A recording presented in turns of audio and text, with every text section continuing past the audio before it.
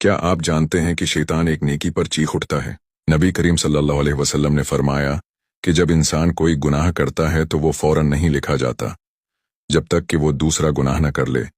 फिर वो दूसरा भी फौरन नहीं लिखा जाता, यहाँ तक कि 5 गुनाह जमा हो जाते हैं।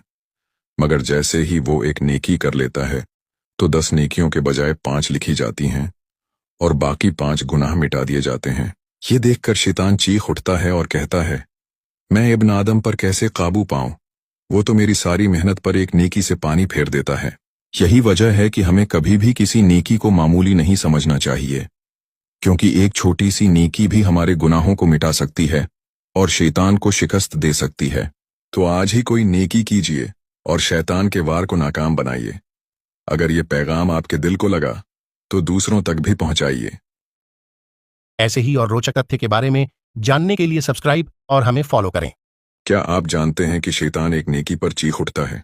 नबी करीम सल्लल्लाहु अलैहि वसल्लम ने फरमाया कि जब इंसान कोई गुनाह करता है तो वो फौरन नहीं लिखा जाता, जब तक कि वो दूसरा गुनाह न कर ले। फिर वो दूसरा भी फौरन नहीं लिखा जाता, यहाँ तक कि 5 गुनाह जमा हो जाते हैं। मगर जैसे ही वो एक नेकी कर लेता है तो 10 नेकियों के बजाय 5 लिखी जाती हैं और बाकी 5 गुनाह मिटा दिए जाते हैं। ये देखकर शैतान चीख उठता है और कहता है, मैं इब्न आदम पर कैसे काबू पाऊं? वो तो मेरी सारी मेहनत पर एक नेकी से पानी फेर देता है।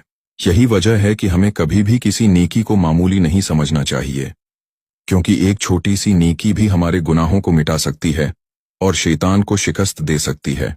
तो आज ही कोई नेकी कीजिए और शैतान के वार को नाकाम बनाइए। अगर ये पैगाम आपके दिल को लगा तो दूसरों तक भी पहुंचाइए।